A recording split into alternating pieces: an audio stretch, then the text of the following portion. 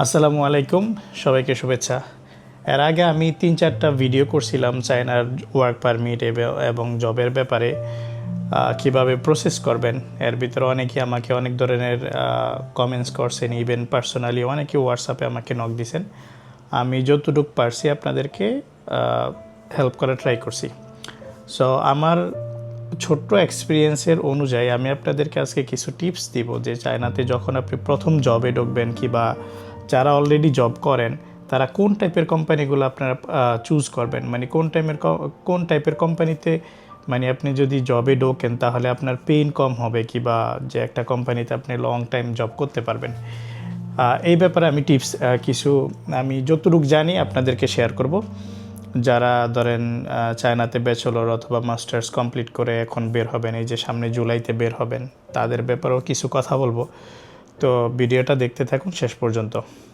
এই company select নিয়ে চায়নাতে আসলে অনেক ধরনের কোম্পানি থাকে, ইন্ডাস্ট্রি তো ভিন্ন, এরকম হাজার হাজার ইন্ডাস্ট্রি আছে, কিন্তু কোম্পানিরও কিছু ক্যাটাগরি আছে, যেমন ধরেন trading company, manufacture company, brand owner, অনেক ধরনের কোম্পানি আছে। তো আমি যখন শেনজেনে প্রথম আসি, আমি টোটাল আজকে এখন প্রায় 4 বছরের প্লাস আমি শেনজেনে জব করি। তো শেনজেনে জব করার ক্ষেত্রে আমি যেই প্রবলেমগুলো ফেস করছি, ইভেন যেই এক্সপিরিয়েন্সগুলো আমার হয়েছে, এই ব্যাপারে আমি আপনাদেরকে আজকে বলবো। প্রথমত হচ্ছে যে আপনি যদি মানে কোনো ইন্টারভিউ দিতে যান, আমার মতে কখনোই প্রত্যেকটা কোম্পানি যে কোনো কোম্পানি যখন ইন্টারভিউ দিতে ডাকবে আপনি যাবেন না। প্রথমে হচ্ছে যে আপনি তাদের কোম্পানি সম্পর্কে আপনি আগে ভালো করে জেনে নেবেন। আপনি একটা কোম্পানি সম্পর্কে যখন ভালো করে জানবেন তখন আপনি নিজে বুঝতে পারবেন যে আপনি এই কোম্পানিতে জব করবেন না কি করবেন, আপনার কি টাইম ওয়েস্ট করা ঠিক হবে, কিংবা এত কষ্ট করে আপনি কোম্পানিতে গেলেন, ইন্টারভিউ দিলেন, জব হইলো না, কিংবা জব হইলো আপনি বেশি দিন থাকতে পারলেন না কোম্পানিতে।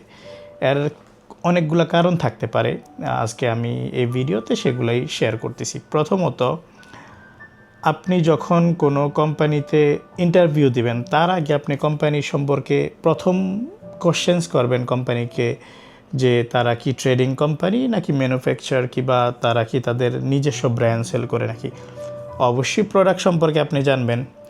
দ্বিতীয়ত, আপনি জিজ্ঞেস করবেন যে তাদের মানে ইয়ারলি যে সেলস রেভিনিউ, মানে যে ইয়ারলি টোটাল কত ইনক্লুড, মানে সব কিছু মিলে যে কত ডলার কিংবা আরএমবি সেল হয় ইয়ারলি। তারপরে হচ্ছে যে আপনি তাদের এমপ্লয়ি সম্পর্কে জানবেন, যে টোটাল কতজন এমপ্লয়ি ওই কোম্পানিতে আছে, জব করে, এই সম্পর্কে জানবেন। তো এগুলা জানলে কি হবে, প্রথমত আপনি যদি কোনো কোম্পানির দেখেন যে অ্যাটলিস্ট 100 মিলিয়ন ডলার্সের উপরে যদি ট্রানজ্যাকশন হয় ইয়ারলি, তার মানে এই কোম্পানির মোটামুটি ফাইন্যান্সিয়াল বেসটা স্ট্রং আছে, তারা ফাইন্যান্সিয়ালি কোনো ক্রাইসিসে পড়বে না। আপনাকে হয়তো বা কোনো পেইন দিবে, অবশ্যই কাজের জন্য পেইন দিবে, কিন্তু হুটহাট কোনো ডিসিশন নেওয়া কিংবা প্রতি দৈনিক আপনাকে পেইন দিবে না, প্রতি দৈনিক আপনাকে মিটিং ডাকবে না যে আপনার সেলস কোথায়, কী আনছেন আপনি কোম্পানির জন্য, এই জিনিসটা অ্যাটলিস্ট করবে না। সেকেন্ডলি, আপনি যখন একটা কোম্পানি সম্পর্কে জানতে পারবেন যে তাদের অ্যাটলিস্ট 300-400 এমপ্লয়ি আছে, তার মানে হচ্ছে যে এটা মানে স্টেবল একটা কোম্পানি, এদের অনেক এমপ্লয়ি আছে, তার মানে এদের অনেক পুরানো এমপ্লয়িও থাকতে পারে। তারপরে হচ্ছে যে আপনি প্রোডাক্ট সম্পর্কে জানবেন, আপনি ইন্ডাস্ট্রি সম্পর্কে অবশ্যই জানতে হবে, কারণ আপনি যদি প্রোডাক্ট সম্পর্কে না জানেন তাহলে আপনি ওই কোম্পানিতে ঢুকে কোনো লাভ নেই। যখন আপনি কোম্পানির ওয়েবসাইটের কথা জিজ্ঞেস করবেন অথবা ক্যাটালগের কথা জিজ্ঞেস করবেন, এগুলা শেয়ার করলে, ইভেন আপনি চাইলে কোম্পানির এরকমও জিজ্ঞেস করতে পারেন যে তোমাদের টপ 5টা কাস্টমারের নাম বলো। আপনার যদি এক্সপিরিয়েন্স থাকে, আমার ব্যাপারটা আমি বলতেছি, টপ 5টা কাস্টমার্সের যখন নাম বলে তখন আমি এই কাস্টমারের ডেটাটা আমি চেক করার পর আমি ওই কাস্টমারের ডেটা দেখে আমি কিছুটা মানে গেস করতে পারি যে আসলে এই কোম্পানিটা কতটা স্ট্রং কিংবা কতটা স্টেবল। যখন আমি দেখি যে তারা ধরেন বড় বড় কোম্পানির সাথে জব করে, মানে বিজনেস করে, তার মানে কোম্পানির ব্যাকগ্রাউন্ড ভালো, কিংবা লং টার্ম ধরে হয়তো বা কাস্টমার ধরে রাখার যে একটা মানে সিস্টেম, এটা হয়তো বা তারা ভালো জানে। তার মানে এই কোম্পানিতে যদি আপনি ঢোকেন তাহলে কাস্টমার ডেভেলপ করা নিয়ে খুব একটা পেইন হবে না। আর এসব বড় বড় কোম্পানিতে হয় কি, ওরাই কাস্টমারগুলা নিয়ে আসে, কোম্পানির অনেক পুরানো বিজনেস থাকে বা পার্টনার থাকে, এসব কাস্টমারগুলো অলওয়েজ মানে একজনের মাধ্যমে আরেকজনের মাধ্যমে এভাবেই বেশি আসে। কারণ এসব কাস্টমারের সাথে কাজ করতে গেলে কোম্পানিকে অনেক কিছু ফেস করতে হয়। প্রথমত কোম্পানির ট্রানজ্যাকশন শো করতে হয়, কোম্পানির মানে হিউম্যান রাইটস ভায়োলেন্স করে নাকি, এমপ্লয়ীদেরকে ফোর্স করে নাকি এগুলা দেখে, তারপরে কোম্পানি ট্যাক্স ঠিকমতো দেয় নাকি এগুলা দেখে, তারপরে কোম্পানির কোনো এমপ্লয়িরে হুটহাট করে ফায়ার করে দেয় নাকি এগুলা দেখে। এগুলা দেখার পর তারপরে অডিট করে তারপরে যে এই কোম্পানির সাথে মানে বিজনেস করবে, ম্যানুফ্যাকচারের সাথে কিংবা ট্রেডিং যেটাই হোক, এদের সাথে বিজনেস করবে। তো এই জিনিসগুলো অবশ্যই আপনার জানতে হবে। এগুলা যেই কোম্পানিতে থাকবে তার মানে এই কোম্পানির ব্যাকগ্রাউন্ড ভালো। আপনি যদি ঢোকেন অ্যাটলিস্ট 6 মান্থ আপনাকে প্রবেশন পিরিয়ড সময় দিবে। আর যদি আপনি এরকম ট্রেডিং কোম্পানিতে ঢোকেন যে মানে যাদের 4-5 জন কিংবা 10 জন 15 জন 20 জনের মতো এমপ্লয়ি আছে, কিংবা ফাইন্যান্সিয়াল ধরেন ইয়ারলি তাদের $4-5 মিলিয়ন হয়তো বা ট্রানজ্যাকশন হয়, এরকম হইতে পারে। তারপর এসব কোম্পানিগুলো আসলে একটু গ্রিডি থাকে নর্মালি। আপনি যেদিন ঢুকবেন তার 2 সপ্তাহ পর থেকে আপনাকে পেইন দেওয়া শুরু করবে যে তোমার সেলস কোথায়, কী করছো, কাস্টমার কী ডেভেলপ করছো। প্রতি দৈনিক আপনার মিটিং ডাকবে, প্রতি দৈনিক আপনাকে সকালবেলা মিটিং ডাকবে যে কালকে কী করছো আমাকে দাও। আর কোম্পানিতে ঢোকার আগে অবশ্যই আরেকটা জিনিস জানবেন, সেটা হচ্ছে যে তাদের কি যে রিপোর্ট জমা দিতে হয়, যে ওয়ার্ক রিপোর্ট, সেটা কি মান্থলি নাকি উইকলি নাকি ডেইলি। যদি ডেইলি হয় বুঝতে পারেন যে এটা টোটালি সাক। এখানে আপনি যদি ঢোকেন আপনি অনেক পেইন পাইতে হবে। সেলস আপনি যে একটা কাস্টমার ডেভেলপ করে সেল আনার কিন্তু একটু সময়ের ব্যাপার, অ্যাটলিস্ট 3 মাস সময় লাগে। আপনি যদি লাকি হন হয়তো বা 1 মাসও করতে পারেন, তবে নর্মালি ম্যানুফ্যাকচার লেভেলে 3-4 মাস সময় লাগে। আর যদি আপনি কারো ব্র্যান্ড সেল করেন ওই ব্যাপারটা আলাদা। তো এই কোম্পানি আপনাকে এতটা বেশি পেইন দিবে যে আপনি প্রতিদিন সকালে যে অফিসে যাবেন এইটাই আপনার ইচ্ছা হবে না, মানে ঘুম থেকে ওঠায় প্রতিদিনই বিরক্ত লাগবে। তো এইসব টাইপের কোম্পানিকে আপনি অবশ্যই অ্যাভয়েড করবেন। তারপরে হচ্ছে যে যারা ধরেন অলরেডি যাদের এস্টাবলিশ ব্র্যান্ড আছে, এইসব টাইপের কোম্পানিতে ঢুকলে হয় কি আপনি ডিস্ট্রিবিউটর খুঁজতে হবে। আর ওদের কাস্টমারগুলা বিভিন্ন আপনার রেফারেন্স কিংবা ওয়েবসাইটের মাধ্যমে আসে। তো এসব কাস্টমারগুলো হয় কি আপনি যখন আসবে তখন আপনি খুব ইজিলি ডিল করতে পারবেন। কেন? যেই কাস্টমারগুলা এই ওয়েবসাইটের মাধ্যমে আসবে তারা অলরেডি আপনার কোম্পানি সম্পর্কে জানে।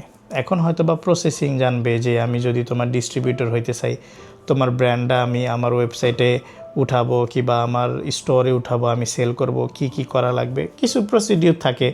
যে ওই কান্ট্রিতে যদি আর কোনো ডিস্ট্রিবিউটর না থাকে তাহলে অবশ্যই ফাইন, ভালো। আর কোম্পানি অনেক দেয়, কাস্টমার লিস্ট দেয়, আপনি তাদেরকে নক করবেন। আর যদি ব্র্যান্ড হয় তাহলে সেল নিয়ে খুব একটা পেইন হয় না, কিন্তু ব্র্যান্ড হলে আফটার সেলসে অনেক পেইন থাকে। কারণ প্রোডাক্টটা আপনার নিজস্ব ব্র্যান্ডের নিজস্ব স্পেসিফিকেশন আপনি কাস্টমারে এক্সপ্লেন করতে হবে। তারপরে আপনার সেলস করার পরে ওর কাস্টমার যেসব প্রবলেম ফেস করবে এগুলো আবার আপনাকে জিজ্ঞেস করবে, তো এগুলো আপনার উত্তর দিতে হবে। তার মানে ব্র্যান্ড সেলাররা মেইনলি হচ্ছে যে টেকনিক্যাল সেলস কিংবা সেলস ইঞ্জিনিয়ার খোঁজে, সরাসরি কোনো বিজনেস ডেভেলপমেন্ট এরকম কিছু না। কারণ টেকনিক্যাল সেলস বা সেলস ইঞ্জিনিয়াররা এইসব প্রবলেমগুলো সলভ করতে পারে। তারপরে হচ্ছে যে আপনার ম্যানুফ্যাকচার কোম্পানি সম্পর্কে আমি বলছি যে তারা স্টেবল হয়, তারা আপনাকে অ্যাটলিস্ট 6 মাস সময় দিবে। 6 মাসের ভিতরে যদি আপনি কিছু একটা পারফর্ম করতে পারেন, আপনার সেল না হোক, আপনি এফোর্ট দিচ্ছেন, আপনার ইনকোয়ারি আসতেছে কিংবা আপনি চেষ্টা করতেছেন, এই জিনিসগুলো তারা দেখতেছে, তাহলে আপনি লং টাইমও থাকতে পারবেন, ওখানে কোনো সমস্যা নেই। কিন্তু ট্রেডিং কোম্পানিগুলো আপনি যত ইফোর্ট দেন, যত যা দেন, যদি আপনার সেলসটা না আনতে পারেন, ওদের কাছে এটা নাথিং। ওরা মনে করে যে এটা কিছুই না, কারণ আপনার সেলস নাই মানে হচ্ছে যে মানে ওরা আপনাকে কনসিডার করবে না। 1 মাস 2 মাস সময় দিবে, দেওয়ার পর বলবে যে টাটা বাই বাই, মানে আর মানে আপনাকে রাখবে না আর কি। আর হচ্ছে যে কি বলে, তো এই ব্যাপারগুলো অবশ্যই আপনি প্রথমে ইন্টারভিউ দেওয়ার সময় ইন্টারভিউর আগে এসব কথাগুলো জিজ্ঞেস করবেন, করে তারপরে ইন্টারভিউতে যাবেন। ইন্টারভিউতে যাওয়ার পর তাদের কালচারটা দেখবেন, তাদের মানে কাজের যে ওয়ার্কিং একটা মানে এনভায়রনমেন্ট থাকে, এটা অবশ্যই আপনাকে দেখতে হবে। কারণ যদি এনভায়রনমেন্ট ভালো না থাকে, যদি দেখেন যে আপনি তার সাথে কোশ্চেন করে এইচআর কিংবা বস ম্যানেজার যেই আপনার ইন্টারভিউ নেবে, তার সাথে আপনি ফ্রেন্ডলি এইসব কথাগুলো জিজ্ঞেস করে নেবেন যে তোমার এখানে থাকলে কতটুকু সেল প্রেশার, তোমরা কাস্টমার কীভাবে আনো, তারপরে তোমাদের মাধ্যমটা কি। যেমন কিছু কোম্পানি আছে যে তাদের সিআরএম থেকে আপনি চাইলে যে কোনো কাস্টমার ডেটা ইনফরমেশন বের করতে পারবেন। কিছু কোম্পানি আছে যে আপনার আলিবাবা, তারপরে আরও অন্য মাধ্যম ইউজ করে এখানে অটো ইনকোয়ারি আসে। কিছু কোম্পানি আছে অনলি ইমেল মার্কেটিং কিংবা এক্সিবিশনে অ্যাটেন্ড করে, ওইসব মাধ্যমে কাস্টমার আসে। তো আপনি এইসব জিনিসগুলো অবশ্যই জেনে নেবেন। নেওয়ার পর তারপর হচ্ছে আপনি যদি অফার পান, তাহলে আপনি ডিসাইড করবেন যে না আমি এই কোম্পানিতে ঢুকবো নাকি ঢুকবো না। কিন্তু আপনি যদি হুটহাট করে একটা কোম্পানি পাইছি, একটা প্রোডাক্ট পাইছি, জব পাইছি, ঢুকে যাই, তাহলে আসলে বেশি দিন আপনি ওখানে মানে টিকাটা ডিফিকাল্ট হয়ে যাবে। আর যদি আপনার যদি ওরকম এক্সপিরিয়েন্স থাকে, আপনি সব ম্যানেজ করতে পারেন, তাহলে অবশ্যই করতে পারবেন, এটা কোনো সমস্যা না।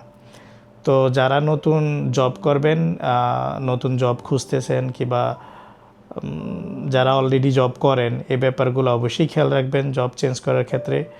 আর এখন সেনজেনে জব চেঞ্জ করা খুবই ডিফিকাল্ট।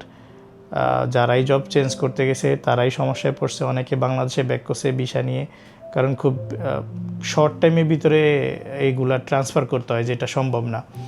এখন চাইনিজরাও ফরেনারদের প্রতি অনেক বিরক্ত, কারণ ফরেনারদের কারণে তাদের অনেকেই মানে ওরা মনে করে যে ওদের জব আমরা নিয়ে নিছি। আসলে সব মিলিয়ে 100 জনের ভিতরে 2-3 জন ফরেনারও কাজ করে না। কিন্তু তারপরও চাইনিজ গভর্নমেন্ট, কারণ প্রতি বছরে এত পরিমাণ স্টুডেন্ট বের হয়, গ্র্যাজুয়েশন কমপ্লিট করে এদেরকে জব দেওয়াটা এটা ডিফিকাল্ট।